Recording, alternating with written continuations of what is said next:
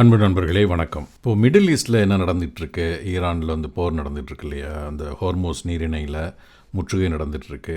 அதில் யுஎஸ் வந்து ஒரு பீஸ் டாக் வந்து ப்ரப்போஸ் பண்ணியிருக்கிறாங்க. ஈரான் வந்து அதுக்கு பதிலாக அவங்களுடைய ஒரு கவுண்டர் ப்ரப்போசல் கொடுத்துருக்காங்க இல்லையா, அந்த கவுண்டர் ப்ரப்போசலை வந்து பிரசிடென்ட் டொனால்ட் என்ன பண்ணியிருக்காரு, டோட்டலாக ரிஜெக்ட் பண்ணியிருக்கிறாரு. ஈரானுடைய கவுண்டர் ப்ரப்போசல் என்ன அப்படின்னா, டாஸ்னீம் நியூஸ் ஏஜென்சி என்ன சொல்கிறாங்க அப்படின்னாக்கா, எல்லா இடத்துலையும் இன்க்ளூடிங் லெபனான் நம்ம வந்து ஃபைட் எங்கேயுமே இருக்கக்கூடாது, சண்டே வந்து நிறுத்திடணும். அதுதான் ஒரு ப்ரப்போசல். அது ஒன்று. ரெண்டாவது, யுஎஸ் வந்து ஏற்கனவே ஈரானியன் ஆயிலில் வந்து சேல்ஸை வந்து சாங்ஷன்ஸ் வந்து நிறுத்தி வச்சுருக்கு, யாரும் வாங்கக்கூடாது அப்படின்னு. அதை வந்து நீங்கள் வந்து லிஃப்ட் பண்ணணும், அட்லீஸ்ட் ஒரு மாதத்துக்கு வந்து அதை லிஃப்ட் பண்ணணும் அப்படிங்கிறதும். இந்த ஹோமோஸ் நீரிணையில் வந்து பிளாக்கேட் வந்து எடுத்துடணும். அவங்க நிறைய முற்றுகை போட்டு வச்சுருக்கிறாங்க அமெரிக்க கப்பல்களை வச்சு. ஈரானுடைய துறைமுகங்களிலிருந்து எந்த கப்பல்களும் வரக்கூடாது, ஈரானுடைய துறைமுகங்களுக்கு எந்த கப்பலும் போகக்கூடாது அப்படின்னு சொல்லிட்டு அமெரிக்க முற்றுகை வச்சுருக்குல்ல, அதை வந்து நீங்கள் வந்து நிறுத்திடணும். இது எல்லாமே நீங்கள் செஞ்சீங்க அப்படின்னாக்கா, நாங்கள் வந்து இப்போது ஸ்ட்ரைட் ஆஃப் ஹோமோஸில் அதை மேனேஜ் பண்ணுறது வந்து யுஎஸ் அவருடைய கப்பல்லாம் நாங்கள் வெளியிடுறது, அதை வந்து நாங்கள் ஃப்ரீ பண்ணி விடுறோம் அப்படின்னு ஈரான் அவங்களுடைய கவுண்டர் ப்ரப்போசல் கொடுத்துருக்குறாங்க. ஆனால் அந்த கவுண்டர் ப்ரப்போசலை வந்து பிரசிடென்ட் டொனால்ட் ஒத்துக்கலை. அமெரிக்கா சொல்கிறத வந்து ஈரான் ஒத்துக்கலை, ஈரான் சொல்கிறத அமெரிக்கா ஒத்துக்கலை. ரெண்டுமே வந்து இங்கே பாகிஸ்தானில் இஸ்லாமாபாத்தில் தான் அதற்கான அது வழியாக தான் அந்த பேச்சுவார்த்தையே நடந்துகிட்ருக்கு. இவங்க ப்ரப்போசல் கொடுக்க, அவங்க ரிஜெக்ட் பண்ண, அவங்க ப்ரப்போசல் கொடுக்க, இவங்க ரிஜெக்ட் பண்ண, இது நடந்து கொண்டே இருக்கிறது. அந்த பதட்டம் இன்னும் நடந்து கொண்டே இருக்குது. இன்னும் சொல்லப்போனால் டென்ஷன்ஸ் வந்து இப்போ அந்த வளைகுடா நாடுகளில் நிறைய இடத்துல வந்து முக்கியமாக யுனைடெட் அரப் எமிரேட்ஸில் ட்ரோன் அட்டாக் நடந்திருக்கு. ஈவன் குவைத்தில் வந்து நடந்திருக்கு. ஸோ இதுக்கு வந்து ஈரான் தான் காரணம் அப்படின்னு சொல்லி சொல்கிறதுனால இந்த மாதிரி சின்ன சின்ன இடங்களில் சண்டை நடந்துகிட்டே இருக்குது, எக்ஸ்ப்ளோஷன் நடந்துகிட்ருக்கு. சவுத் லெபனானில் வந்து சில சண்டைகள் நடந்துகிட்ருக்கு. ஸோ சிச்சுவேஷன் எப்படி இருக்குது அப்படின்னாக்கா, இது உடனடியாக இது தீருகின்ற நிலைமையில் இல்லை, இந்த பதட்டம் தொடர்ந்து கொண்டே இருக்கிறது அப்படிங்கிறத நம்ம பார்க்குறோம். ஜப்பான்லேருந்து ஒரு நியூஸ் வந்திருக்கு, அது மிக முக்கியமான ஒரு சென்சிட்டிவ் நியூஸ். அவங்க என்ன பண்ணியிருக்காங்கன்னா, ஜப்பான்ஸ் டிஃபென்ஸ் ஃபோர்ஸ் அதில் இருக்கிற ஒருத்தர் என்ன பண்ணியிருக்கிறாரு, சைனா எம்பசி இருக்குல்ல டோக்கியோவில், ஜப்பான் டோக்கியோவில் சைனா எம்பசி, அந்த சைனா எம்பசியோடைய வால் அது செவுரு இருக்குல்ல, அதில் போய் ஒரு பிளேடு ஒன்று வச்சு அதை வந்து கிறுக்கியிருக்கிறாரு. அதை வந்து இழுத்து இழுத்து இழுத்து வந்து அந்த வாலையே வந்து நாசம் பண்ணியிருக்கிறாரு. அது மட்டும் இல்லை, அவர் உள்ளர போய் அந்த எம்பசிக்கு உள்ளர போய் இந்த நேம் ஆஃப் காட் அப்படின்னு சொல்லிட்டு ஒரு டிப்ளமேட், அங்கே உள்ளர இருந்த ஒரு டிப்ளமேட், சைனா எம்பசி, ஜப்பானில் இருக்கிற டோக்கியோவில் இருக்கிற சைனா எம்பசியில் புகுந்து இவர் என்ன பண்ணியிருக்காரு, ஒரு ஜப்பான்காரர் என்ன பண்ணியிருக்கிறாருன்னா, அங்கே இருக்கிற ஒரு அதிகாரியை பிடிச்சி அவரை கொலை பண்ணிவிடுவான் அப்படின்னு சொல்லிட்டு த்ரெட்டன் பண்ணியிருக்கிறாரு. உடனே அந்த ஸ்டாஃப் இருக்காங்களா, சைனா எம்பசியோட ஸ்டாஃப் எல்லாரும் அவரை பிடிச்சி அவரை இது பண்ணி வந்து டோக்கியோ போலீஸ்ட்டை வந்து ஹேண்ட் ஓவர் பண்ணிட்டாங்க. ஹேண்ட் ஓவர் பண்ணது மட்டும் இல்லை, அவரை அரெஸ்ட் பண்ணி இது மாதிரி ஒரு அத்துமீறி நுழைஞ்சதுக்கு, இல்லீகலாக வந்து ஒரு வெப்பனை வந்து அவர் வச்சுருந்தாரு அப்படிங்கிறது அதெல்லாம் வச்சு அவரை வந்து அரெஸ்ட் பண்ணிட்டாங்க. இது நடந்தது மார்ச் மாதம். ஆனால் இப்போ என்ன பண்ணியிருக்கிறாங்க அப்படின்னா, பெய்ஜிங் வந்து சில கொஸ்டின்ஸை வந்து ரைஸ் பண்ணியிருக்கிறாங்க. ஜாப்பனீஸ் அத்தாரிட்டிஸ் வந்து அந்த இன்சிடெண்ட்டை இன்வெஸ்டிகேட் பண்ணுறது அது சரியில்லை, இன்னும் மறுபடியும் வந்து இன்னும் ஆழமாக அதை வந்து இன்வெஸ்டிகேட் பண்ணணும் அப்படின்னு சொல்லிட்டு சைனா வந்து கிளைம் பண்ணியிருக்காங்க. அதில் முக்கியமாக அவங்க என்ன சொல்கிறாங்க அப்படின்னா, அந்த சைனா எம்பசி என்ன சொல்கிறாங்க அப்படின்னா, ஜாப்பனீஸ் போலீஸ் ஆஃபீஸர்ஸ் இருக்காங்கல்ல, ex members, Japan self defence ஃபோர்ஸனுடைய எக்ஸ் மெம்பர்ஸ், இவங்கெல்லாம் சேர்ந்து வந்து ஒரு குரூப்பாக வச்சுருக்குறாங்க. அந்த குரூப்லேருந்து இவங்களுக்கு ஒரு கொலை மிரட்டல் வந்ததா, ஒரு பாம் வந்து வச்சுருக்குறோம், பாம் த்ரெட் வந்ததா இப்போ வந்து அந்த எம்பசி வந்து அதை சொல்லியிருக்கிறாங்க. இப்போ ஒரு நாட்டுக்கும் இன்னொரு நாட்டுக்கும் அம்பாசிடர்ஸ்னு இருப்பாங்க இல்லையா, இப்போது ஜப்பானில் இருக்கிற சைனாவுடைய எம்பசியினுடைய அம்பாசிடர், ஒரு ஆக்டிங் அம்பாசிடர் இருக்கிறாங்க, ஷி யாங் அப்படின்னு சொல்லிட்டு. அவங்க கேட்குறாங்க, ஏன் வந்து இந்த மாதிரியான இன்சிடென்ட்ஸு, பயமுறுத்துகிற, த்ரெட்டன் பண்ணுற, இன்டிமிடேட் பண்ணுற ஒரு இன்சிடென்ட்ஸ் எல்லாம் ஏன் வந்து நடக்குது என்று அவங்க அந்த ஷியாங் கேட்டிருக்கிறாங்க. ஒரு ப்ரெஸ் கான்ஃபரன்ஸில் அவங்க வந்து இப்போ ரீசெண்டாக அவங்க கேட்டிருக்காங்க. அப்படி அவங்க இன்வெஸ்டிகேட் பண்ணி இதை ஜப்பான் வந்து சீக்கிரமாக கிளாரிஃபை பண்ணணும் அப்படின்னும் அந்த ஷியாங் சொல்லியிருக்கிறாங்க.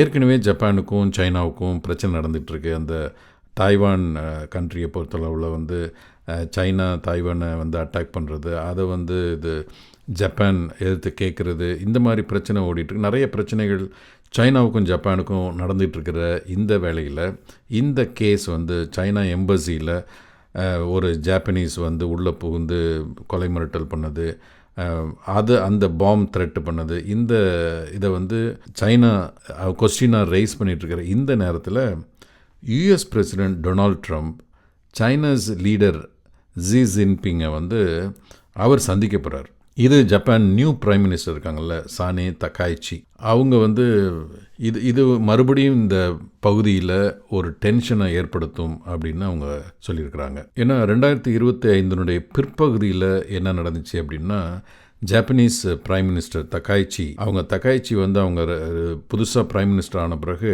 சைனா வந்து தாய்வானில் ஏதாவது ஒரு இன்வேஷன், ஒரு படையெடுப்பு நடத்துச்சு அப்படின்னாக்க அது ஒரு ஜப்பான்லேருந்து ஒரு மிலிட்ரி ரெஸ்பான்ஸ் வந்து வரும் அப்படின்னு சொல்லி ஏற்கனவே சொல்லியிருந்தாங்க. இந்த நேரத்தில் ஏற்கனவே வந்து அமெரிக்கா, இஸ்ரேல் எல்லாம் சேர்ந்து ஈரானோட போர் நடக்குது, இஸ்ரேல் லெபனானோட போர் நடந்துகிட்ருக்கு, ரஷ்யா வந்து யுக்ரைனில் போர் நடந்துகிட்ருக்கு.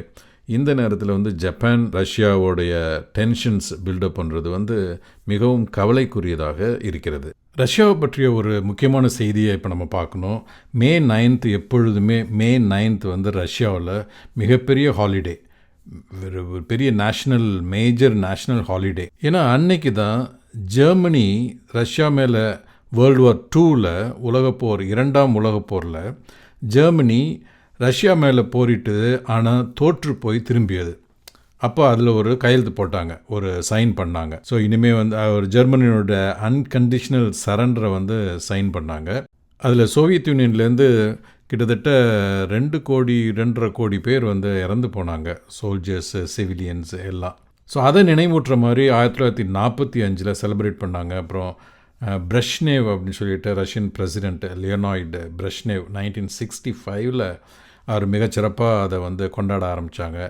ஆனால் விளாடிமிர் புட்டின், இப்போ இருக்கிற ரஷ்ய அதிபர் தான் அதை வந்து ஒரு ரெட் ஸ்கொயரில் ஒரு annual red square military parade, பெரிய மிலிட்ரி பரேடு, அதை வந்து மாஸ்கோவில் அது ஒரு நேஷ்னலிஸ்டிக் ஃபீலிங்கை வந்து அங்கே மக்கள் மத்தியில் கொண்டு வருவதற்காக மே 9 எப்பொழுதுமே கொண்டாடுவாங்க. அதனால் அந்த மே 9 மையப்படுத்தி விளாடிமிர் புட்டின் என்ன பண்ணாருன்னா, இப்போ ரஷ்யாவுக்கும் உக்ரைனுக்கும் 5 வருடமாக இப்போ நடந்துகிட்டு இருக்கிற போரில் வந்து அந்த 8-9 அந்த நாட்களில் இப்போ நம்ம கொஞ்சம் சீஸ்ஃபயர் வச்சுக்குவோம் அப்படின்னு சொல்லியிருந்தாங்க. இந்த வருடம் நடந்த அந்த மிலிட்ரி பரேடில், மாஸ்கோவில் நடந்த மிலிட்ரி பரேடில் அந்த விக்ட்ரி டேயை கொண்டாடும்போது ரஷ்யன் பிரசிடெண்ட் விளாடிமிர் புட்டின் என்ன சொல்லியிருக்கிறாருன்னா, யுக்ரைனோட நடக்கிற அந்த கான்ஃப்ளிக்ட், அந்த சண்டை வந்து it will coming to an end அப்படின்னு சொல்லிட்டு ரிப்போர்ட்டர்ஸ்ட்டை பேசியிருக்கிறார். அந்த ரிப்போர்ட்டர்ஸ்ட்டை பேசும்போது அவர் என்ன சொல்கிறாருன்னா, யுக்ரைன் வந்து நேட்டோ கண்ட்ரீஸ் வந்து ரொம்ப பயங்கரமாக அவங்க சப்போர்ட் பண்ணுறாங்க, பேக் டு பை நேட்டோ, அதை எதிர்த்து நாங்கள் வந்து இதை நம்ம சண்டை போடுறோம், but it is coming to an end அப்படின்னு சொல்லி அவர் ரிப்போர்ட்டர்ஸ்ட்டை சொல்லியிருக்கிறார். அந்த மே 19 பரேடில் மிக ஒரு சுவாரஸ்யமான விஷயம் என்ன அப்படின்னாக்கா, எப்பொழுதுமே மிக பிரம்மாண்டமாக கொண்டாடுவாங்க. அதில் நிறைய டேங்க்ஸ் இருக்கும், மிசைல்ஸ் இருக்கும், பீரங்கிகள், ஏவுகணைகள் இதெல்லாம். ஆனால் இந்த தடவை வந்து நோ டேங்க்ஸ், நோ மிசைல்ஸ். ஏன் அப்படின்னாக்கா, ஒருவேளை யுக்ரைனியன் ட்ரோன் வந்து ஏதாவது வந்து அட்டாக் பண்ணாலும் பண்ணிவிடுமோ அப்படிங்கிறதுனால வந்து அதெல்லாம் அவங்க கொண்டு வரலை. யூஎஸோட இணைந்து ஒரு சீஸ்ஃபயரை வந்து அவங்க இப்போ போட்டிருந்தாங்க. அதனால் இந்த 8, 9, 10 வந்து மிகப்பெரிய தாக்குதல்கள் எதுவுமே ரஷ்யாவில் நடக்கலை. கூடுதலாக அவர் சொன்னதில், ரிப்போர்ட்டர்ஸில் விளாடிமிர் புட்டின் பேசினதில் மிக முக்கியமான செய்தி என்ன அப்படின்னாக்கா, நான் வந்து யுக்ரைனியன் பிரசிடெண்ட் விளாடிமிர் ஜெலன்ஸ்கியை நிச்சயமாக சந்திப்பேன், ஆஃப்டர் எல்லாமே ஒரு ஃபைனல் பீஸ் ட்ரீட்டி எல்லாம் முடிஞ்ச பிறகு, ஒரு ஒப்பந்தம் முடிஞ்ச பிறகு, சண்டையெல்லாம் முடிஞ்ச பிறகு சந்திப்பேன். அது வந்து யுக்ரைன்லேயும் இருக்க வேண்டியதில்லை, ரஷ்யாவிலையும் இருக்க வேண்டியதில்லை, அது ஒரு தேர்ட் கண்ட்ரியில் இருக்கலாம், ப்ரிஃபரபிளி ஜெர்மனியில் இருக்கலாம் அப்படின்னு அவர் சொல்லியிருக்கிறார். அடுத்து கடைசியாக ஹேண்டா வைரஸினுடைய இன்றைய நிலைமை என்ன, உலகத்தில் என்ன நடக்குது அப்படிங்கிற ஒரு செய்தியை பார்த்து இந்த செய்தி தொகுப்பை நம்ம நிறைவு செய்வோம். அட்லாண்டிக் ஓஷனில் கேனரி ஐலண்ட்ஸ் அப்படின்ட்டு ஸ்பானிஷோடைய கண்ட்ரோலில் இருக்கிற கேனரி ஐலண்ட்ஸ், அது மொரோக்கோ, அந்த western Sahara north west coast of Africa அது பக்கம் இருக்குது. அந்த கேனரி ஐலண்ட்ஸில் தான் இப்போது அந்த க்ரூஸ் இருக்குது. அந்த க்ரூஸோட பேர் வந்து எம்வி ஹாண்டியஸ் அப்படிங்கிற அந்த க்ரூஸில் தான், அந்த ஷிப்பில் தான் இந்த ஹேண்டா வைரஸ் அஃபெக்டட் பீப்புள் எல்லாமே இருக்கிறாங்க. அதில் முதல்ல ஒரு 3 பேர் இறந்து போனாங்க. அதுக்கப்புறம் ஒருத்தர் அவங்க வந்து சவுத் ஆஃப்ரிக்காவில் இறக்கி விட்டாங்க. அது ஒரு க்ரூஸ் ஷிப்புங்கிறதுனால வெவ்வேறு கண்ட்ரீஸ்க்கு போயிட்டு வரும். அது வந்து ஒரு அதில் நிறைய அமெரிக்காவில், இங்கிலாண்டில் அதெல்லாம் போய் இறங்கியிருக்கிறாங்க. அவங்களுக்கு வந்து ஹேண்டா வைரஸ் அஃபெக்ட் அவங்களுக்கு ஆயிருக்கா அப்படின்னு சொல்லி அதை பார்த்து யார் வந்து அந்த மாதிரி பேசஞ்சர்ஸ் இறங்கியிருக்கிறாங்கன்னு பார்த்து அதை தேடிட்டு இருக்கிறாங்க. அந்த நேரத்தில் இந்த ஓஷன் வைட் எக்ஸ்பெடிஷன் நடத்தின இந்த எம்வி ஹாண்டியஸ் அந்த க்ரூஸில் வந்து எல்லாருமே இப்போ அந்த கேனரி ஐலண்ட்ஸில் வந்து இறக்கி விட்ருக்குறாங்க. ஹேண்டா வைரஸில் பாதிக்கப்பட்ட எல்லா பேசஞ்சர்ஸையும் அந்த ஸ்பெயினுடைய கட்டுப்பாட்டில் இருக்கிற கேனரி ஐலண்ட்ஸ் நார்த் ஆஃப்ரிக்காவுக்கும் பக்கத்தில் அட்லாண்டிக் ஓஷனில் இருக்கிற இடத்துல இறக்கி விட்டுருக்காங்க. இதில் குறிப்பாக நம்ம பார்த்துக்கொள்ள வேண்டியது என்னென்னா, அந்த ஹேண்டா வைரஸ் வந்து பர்சன் டு பர்சன், ஒரு மனிதர்கிட்டருந்து இன்னொரு மனிதர்கிட்ட ஈஸியாக ஸ்ப்ரெட் ஆகிற கொரோனா மாதிரியே இருக்கிற ஒரு வைரஸ்.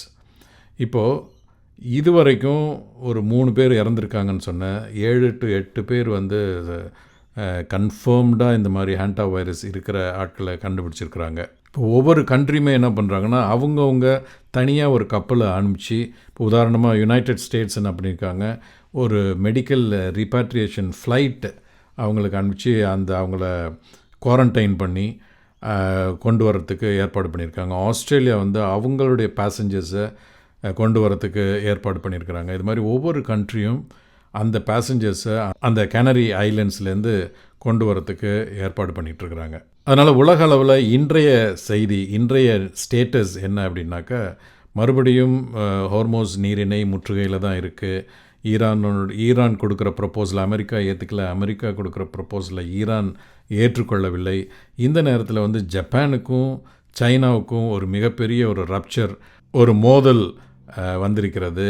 ஜப்பானில் இருக்கிற சைனீஸ் எம்பசியில் ஜப்பானில் இருந்த ஒருத்தர் வந்து உள்ளே புகுந்து பாம் த்ரெட்டு, ஆட்களை கொலை செய்வதற்கான மிரட்டல், ஆயுதம் வைத்திருத்தல், இந்த விஷயத்தெல்லாம் வந்து ஏற்கனவே மார்ச் மாதம் நடந்திருந்தால் கூட அது இன்றைக்கு அது மிகப்பெரிய பேசுபொருளாக மாறி இருக்கிறது. ஏன்னாக்க யுனைடெட் ஸ்டேட்ஸினுடைய பிரசிடெண்ட் டொனால்ட் ட்ரம்ப் இப்போது சைனாவுடைய அதிபரை பார்க்க போகிறாரு. இந்த நேரத்தில் ரஷ்யாவினுடைய விளாடிமிர் புட்டின் அவங்க வந்து மே 9 எப்பொழுதுமே நடக்கிற அந்த விக்ட்ரி டே அதை கொண்டாடுகின்ற இந்த நேரத்தில் மறுபடியும் யுக்ரைனோட தொடர்ந்து போர் இருக்குமா இல்லையா அப்படிங்கும்போது அவர் சீக்கிரமாக முடியும் என்று சொல்லியிருக்கிறார். இது போன்ற பல விஷயங்களில் இந்த உலகம் இப்பொழுது நடந்து கொண்டிருக்கிறது. நன்றி நண்பர்களே. மீண்டும் ஒரு செய்தி தொகுப்பில் சந்திப்போம். நன்றி, வணக்கம்.